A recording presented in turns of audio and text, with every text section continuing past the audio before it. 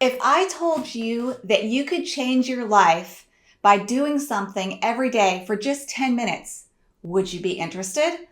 Well, in today's video, we're going to do a new project. I'm going to introduce a new project and I'm so excited about it. And I draw on the creative energy and ideas of so many ancestors and people who are still alive that go before me. One is James Clear's book, Atomic Habits. And in his book, his main premise, and by the way, I will link in the comments a YouTube playlist that you can read a lot of it. It's an audio reading. I'll link that and several other things in the comments. So be sure to check that out. But his main premise is that if you do something for just a few minutes every day, a small habit, work on a small habit and commit to that, it can be life-changing. Small things like eating a healthy breakfast every morning for years or going for a walk every other day for years. That over time will create a huge change in your life. So that's the premise of this project. We're going to do a small thing, paint just 10 minutes a day, and then we're going to add in another component to give it meaning, to make it even more special and more impactful on our lives and other people's lives by painting 10 minutes almost every day. You don't have to do it every day.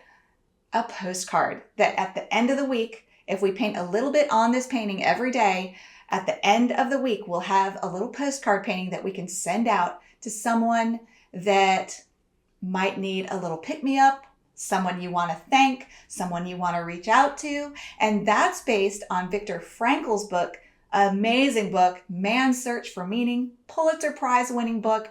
This book, my mom credits with saving her life when she was battling fibromyalgia. And she read that book and she says that it helped her change her mindset. It's an amazing book. And his main premise is that he noticed, because he was a survivor of the concentration camps, and he noticed that people who survived were those who had meaning in their life. They were living for someone or something. His meaning in his life was the book that he wanted to publish that wasn't yet published.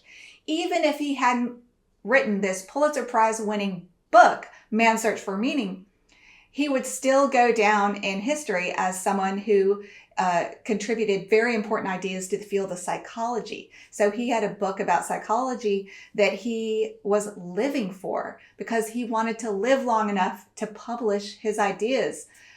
So that was his meaning. And that's why he credits his survival of the concentration camps. So let's infuse this project with even further meaning beyond just helping us and helping us grow our skills. Because if you paint for 10 minutes a day, that's going to get your miles on the brush, where over time, if you do that most days for months on end, you will really develop your skills more than you ever thought possible.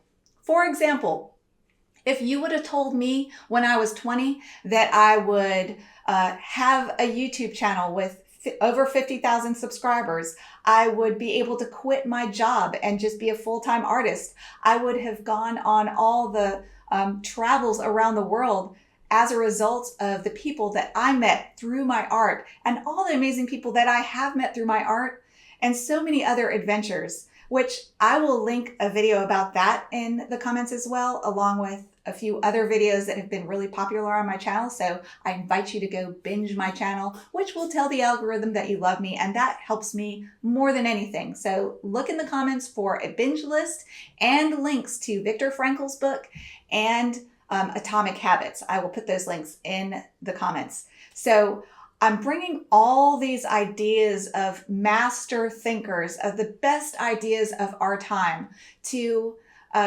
have a small practice where you develop a habit that if you practice it over a long amount of time, just a little bit a day though, it doesn't have to be overwhelming. It will change your life. And then the other part of the puzzle is having a lot of meaning behind it, which is we're sending these postcards out to people who we think could really use a little boost or a thank you or whatever. So it's not only making our lives better, one small postcard at a time, it's making other people's lives better. So I love that. What do you think? So anyway, if you are new to my channel and you want to be in on this project, be sure to subscribe, because I will be putting a lot more content out about this project that I want to do. But also, let me introduce myself. I'm Rachel Parker Varner, and I like to teach not just the how, but the why of watercolor, so you move along your art journey a lot faster. There's two ways that you can follow me for free. You can join my Patreon, which I will talk more at the end of this video about the paid part of my Patreon, but you can also join my Patreon for free to keep in touch with what I'm doing with this project and with my art journey in general. And I will also put a free line drawing to the painting. I almost forgot to introduce the painting. I'm going to show you start to finish footage of this painting. I'm going to speed it up ×2 so this video doesn't get too long, but I'll do full voiceover. On my Patreon, I do real-time tutorials, but this will be sped up a little bit just to make it a little bit quicker. But I will do a start to finish tutorial of this painting in this video, so stay tuned for that. But on my Patreon, I will put a line drawing for this particular painting. And to tell you the story behind this painting, this is a painting of Lake Murray where I was raised. And so I have a lot of connections to that. And one of the connections I have is my dad. My dad, he loves wood ducks. And so when we lived on the lake years ago when I was a child, we won't say how many years ago, but you never saw wood ducks on the lake. And so when my dad retired, he took on this project of having wood ducks installed all over the lake. It's a huge lake. And now you see so many wood ducks. And so that was the meaning behind the wood duck painting that I did a few weeks back, which I also have a tutorial on that, a free version of that tutorial on my YouTube channel. So be sure to check that out. But this postcard will probably go to the person who took the reference photo. And I met her through my art because she commissioned me to paint a portrait for her. And so I know that she's been through some big challenges in her life.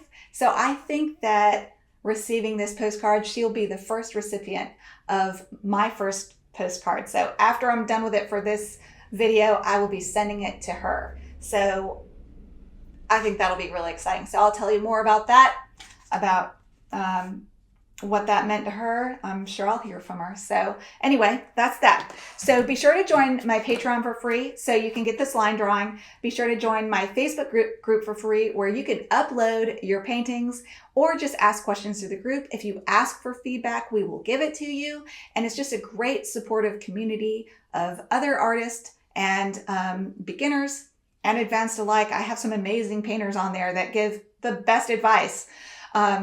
And I also make a point to comment on every posting on that, on the Facebook group. So be sure to check that out.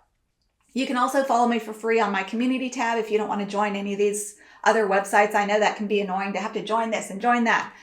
I do post on my community tab a lot too. So check that out as well if you're interested in following me more closely, but be sure to subscribe.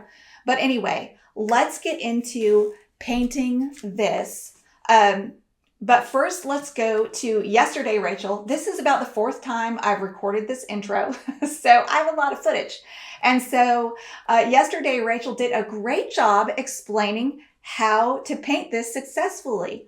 So we're going to talk about a few general things about how to paint this kind of painting successfully, and then we will actually paint it. I'll show you the start to finish footage and how I painted it. And it includes my unicorn washes, which are so cool. And in fact, I did a free video last week about, let me see if I can find the painting really fast.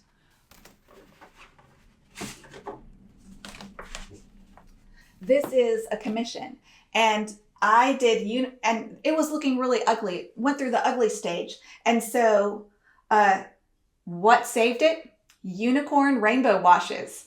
And that's what you see here and here. And it really made this painting come alive. It was amazing to see it almost transform before my very eyes when I started putting in the rainbow washes. So I talked about that in a free video from last week. So don't miss that, because you can use these no matter what you're painting. It's not about painting a cat. And also, I talked about a landscape painting technique that I learned from Nita Engel. If you like to paint landscapes, you've got to get Nita Engel's book, How to Make Watercolor Paint Itself. I used one of her techniques to paint the tortoiseshell patterns in this cat's fur. So that's amazing, because it's a technique that you can use in a lot of different subjects. So be sure to check that out. I will link that, of course, in my comments. And I also have a link. I also will provide links to some of the supplies I use, and you can go to rachelstudio.com/supply list. If you join as a free member to my website, you can gain access to my complete list of supplies. They are affiliate links, but you don't pay any extra. They're mostly to Dick Blick, but and I do encourage you to shop around. But if you want to see an extensive list of all my favorite supplies, that is available to you. But I'll also put links to some of the supplies in the comments. And I think the comments are easier to get to than the description, right? I don't know. So anyway, all right, let's get to yesterday, Rachel, who is going to tell you a little bit about how to be successful with this landscape painting. And then we will watch the footage of the landscape painting. Here we go. All right, let's take a look at the footage of me painting this little painting. And by the way, let me just say a little tip to my beginners who are new to the art creating world. Don't be fooled by the colors. There is a saying that's been going around a lot, and I'm not sure who said it. Maybe Van Gogh or Picasso, not sure. But the saying is, values do all the work. Color steals the glory. So you do not have to use my colors. You could use just orange and blue, just two random colors, and you could paint this and it would look beautiful as long as you get the values right. What are the values? The values are the light boats, the dark mountains, the medium valued sky. So I have lights, mediums, and darks in this painting. And they are carrying this painting, not the color, believe it or not. And so I could switch this to gray. I could have painted this with just black. And of course, white in watercolor is the white of the paper. I could have just used black paint. And as long as I got my values right, this would be an attractive painting. So don't stress out about color mixing. And by the way, I do have a great video that was really very popular, very well received. So I think it has a lot of information in it that really gelled well with my viewers, especially my beginners. I will link that. It's called Stop, Don't Abandon Watercolor, because I truly believe watercolor is one of the more fixable mediums, believe it or not. You just have to know the tricks. So if you know the tricks to being successful with watercolor, it becomes a lot easier. So be sure to watch that video too. It's a really good one if you are wanting to paint watercolor and you're a beginner. Another thing that's a really great payoff to this is my problem with painting. I should do studies. Artists do studies. Even professional artists do studies. Why? Because you learn an image and what it needs. You will learn so much about how to paint any particular subject by painting it several times, not just one time. That's why artists do series. Professional artists who know what they're doing have to paint paintings over and over again. They do studies. That's how they get it right. They don't expect to sit down the first time and get it right. And in fact, I painted another sailboat painting and I hated it. You want to see the one I hated?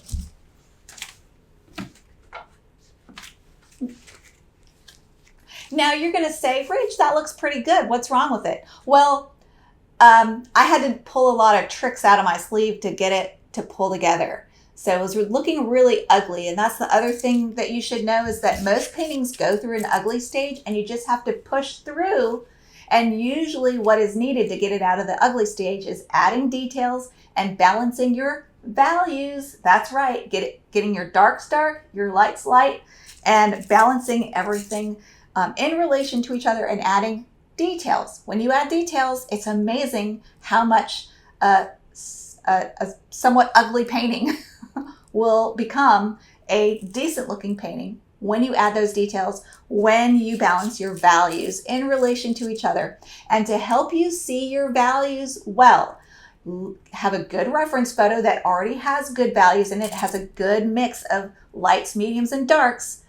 And when you have a good reference, that really will set you up for success for a good painting. And then to see the values and not see all the miscellaneous information that can confuse a beginner, you want to squint at your reference and see where the big dark passages are, the big light passages, and where those need to go. And then you can squint at your painting to see if your values are accurate. You can squint at your reference, then squint at your painting and compare the two. That will help you see your values and the larger shapes, which are way more important than the small little nitty-gritty details.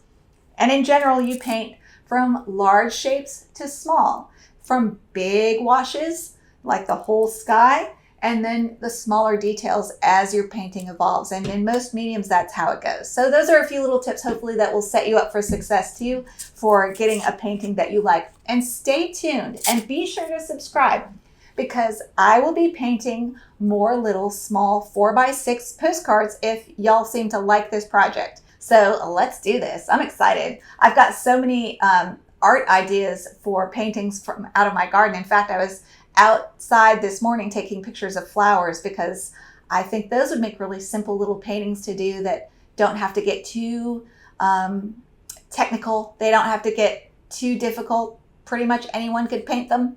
So I'm trying to think of ideas of things to paint with super beginners and set them up for success. So if you have any ideas on painting ideas for beginners too, let me know. All right, let's take a look at this footage. Here we go. All right, this is a wax pencil. Here's the packaging for it that I got off Amazon. You can color in areas with this that you want to keep white. And so the wax in this pencil acts as a resist. So when you paint over it with watercolor paint, it just goes right over it. And this saves the white of your paper. You can also use masking. Masking is a liquid plastic. You paint on, let it dry, and then you can paint over it. And that saves the whites in your paper, the little details. And in watercolor, the white of your paper is the white. You can use white paint, but it's a little bit of a no-no. It's not a big deal. But in general, to have the most beautiful whites, use the white of your paper. So I put a little bit of white wax over the sails and along the top edge of the water. And now I'm mixing up very tea consistency Daniel Smith Transparent Pyrrole Orange. Again, you don't have to use my orange. You don't have to use my colors at all. But I do recommend that you use a limited palette and mix your colors from just a few colors, because that'll make your whole painting hang together a lot better. And I'm using my size 8 round to paint very light, watery washes first. And then this is my cobalt blue. So in most paintings, you start with large areas and you paint large areas, then you move down to smaller areas. So here I'm putting a little bit thicker orange. You can see there's less water in my orange because it's darker. And then I put in a little bit of Holbein Aureolin. Just a touch though. You don't want it to be too glaring. It can get too bright, too fast and overwhelming, especially for sunset type pictures. They can start looking really garish if you try to make things too bright. So here goes in some cobalt blue mixed with M-gram naphthalene red for beautiful kind of grayed down purple, which will really make the brighter colors sing. So to have a little bit of gray in your painting is really going to make it, actually the colors will look a lot brighter in the sunset area. And then I'm putting thicker cobalt blue along the top. Because I didn't tape this down, I'm just kind of pushing it down so it doesn't warp up on me. You can also tape your painting down and then Here I'm getting some thicker, even thicker still, French ultramarine. This is the darkest, one of the darkest blues you can get. And just adding it to the very top. And now I'm wishing I would have taped my painting down, which I almost always do. And that will keep your watercolor paper from warping. You can also paint water on the back of your painting and the front and then stick it to the table and it will stay flat. That's another cool little trick. All right, so some of the orange, this is the first time I've tried this orange pencil. I'm always trying new things. And some of the orange is sticking to my wax pencil, darn it. So that's okay.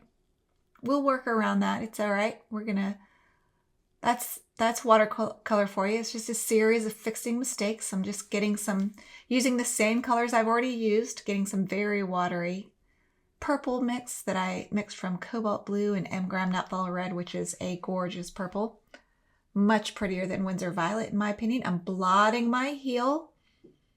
And now on dry paper, and this is a trick to watercolor, is you have to let your paper dry completely bone dry between layers. So this is a good place to start with day 2, where you just let it sit overnight, let it dry, come back and paint these watery purple hills. And the further away mountains are lighter and grayer and cooler in general. That's the rule. And mountains closer will be darker and brighter colored.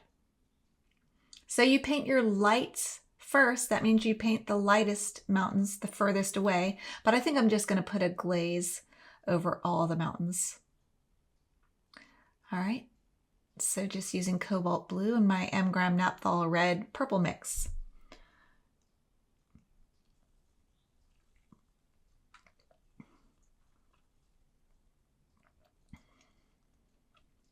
Adding some yellow to gray it down. I don't want my mountains to be too bright. And also I want some gray in my painting to contrast with the bright colors in the sunset. So having a little gray in your painting can really make the bright colors in your painting look brighter. So I'm adding a little bit of orange. And I'm making this larger hill bigger and darker. And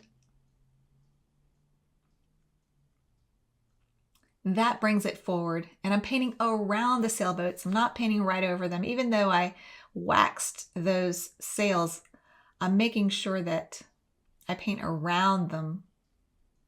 And that is an easy way to practice negative painting. You just did negative painting by painting around the sails. That's what we call negative painting. And a lot of watercolor painting is negative painting, painting around your lights. And I'm just dropping different colors into my hills so they're not all a flat gray. And then I fur out the edges with my finger to make it look like foliage. Same tricks I use in fur, I use in botanical subjects, landscape subjects. If you learn how to paint one thing, you can use those skills to paint anything else. The same rules apply, no matter what you're painting.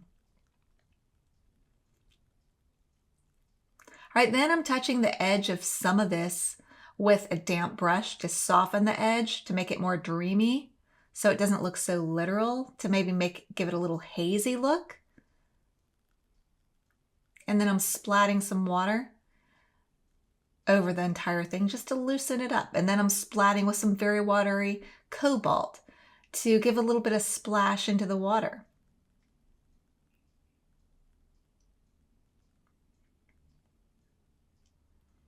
And then I'm blotting anything up that I don't like. As long as your paint is wet, it's super easy to blot it back up. Super easy to fix paint as long as it's still wet. Okay, getting some ultramarine blue, so I'm getting some darker elements, adding some orange to it to gray it down. and I'm going to paint the masts. I'm going to paint in between the sails, and I'm going to paint the holes. You can just paint these very simply. It's like painting the symbols of sailboats. You're not painting exactly what you see. You can just paint the symbol of sailboats, and it will read as a realistic sailboat as long as you have your proportions correct. If you have your proportions correct, you can really fudge on getting this painted exactly like it looks in the picture.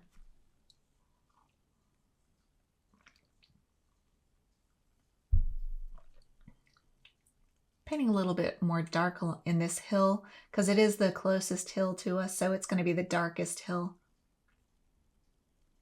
And the most hard-edged. Things further away have softer edges too.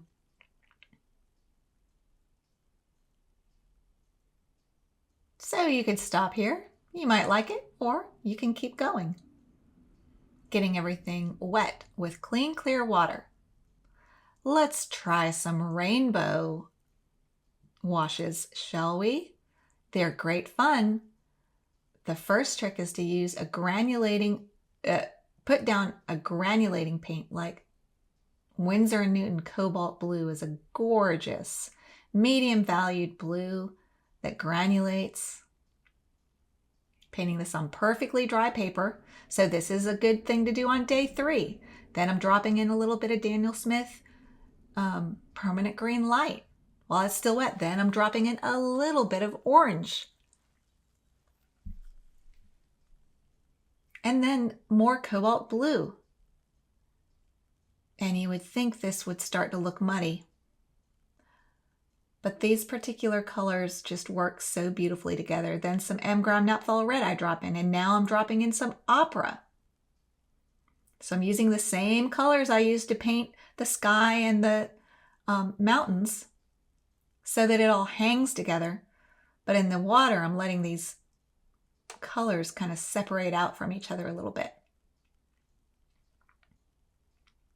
So there's my rainbow wash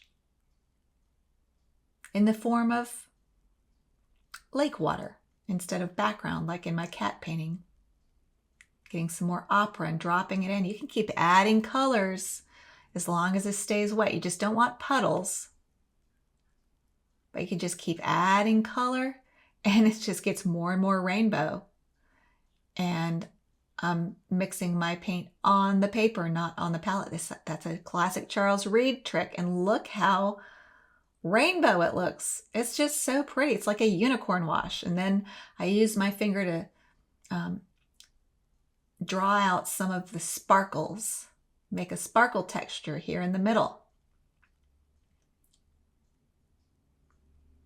Love that. Now you can let it dry completely. And then you can start this part on day 5 if you want. All right, I'm going to show you how you can get everything wet. Going to get the whole back wet. And get everything wet. I'm going to show you how to stick it to your surface. And I'm going to get the whole, now I'm spraying it to really get everything wet. I'm spraying everything. I sprayed everything. I got the whole front wet, got the whole back wet, and look, it makes it flat and it sticks to my table. And it stays flat because watercolor paper tends to warp. So here I'm putting more cobalt blue. So then I'm dropping in a little bit of red. I like M-Gram Naphthol red. It's a transparent color, so it really dances beautifully with the cobalt. They granulate out and make the most beautiful granulations. Putting in some orange, putting in some green. You'd think this would make mud with all these different colors, but if you tilt your paper too, at this point, you'll see the colors start to mix together in the most beautiful way. The blue granulates out so it stays clean. And then you might get a little drip at the bottom of your painting. Be sure to suck that up with a damp brush. Damp clean brush is a thirsty brush. You can use it to suck up puddles or drips. And I find a key to getting these rainbow washes. It really helps to tilt your painting up when it's all really wet and let the colors run together a little bit more, and then sop up the drip that forms at the bottom of the painting. Here I'm just adding a little bit more paint to my ocean on wet paper. Everything's wet. Putting in some stronger orange here and there. Since I put some strong orange in the water, I put some twin orange in the sky so they look like they hang together in the same painting. I use the same exact colors in the sky as in the ocean or the lake so that it all hangs together. And then I let it completely dry, so this can be your final day of painting. Here, adding the final details, which is an exciting stage because you're balancing your values, which usually makes the painting, if it's going to come together, it comes together when you balance your values out. So I'm getting some of the areas around the sailboats even darker. And then you can blend those brush marks with a damp, clean brush. So I'm making this hill a little more dark so that the sailboats pop out even more. High contrast will really add pop to your painting. That's why I made sure to leave the sails super light and the dark hills behind them pretty dark. All right, another way to add a little bit of jewelry to your painting. You don't want too much, you don't want too little. I do have a whole video about jewelry. And this is when the magic happens, when your ugly painting, if it went through an ugly stage, adding jewelry very often will pull it out of the ugly stage and make you say, oh, this was a way better painting than I thought it was going to be. So I'm just adding a few little sparkles with my white gel pen. This is Uniball Broad white gel pen, adding a few little tips on the sailboats. If I lost them, I'm putting them back. And these little sharp tips on the sailboats really give them that final bit of charm.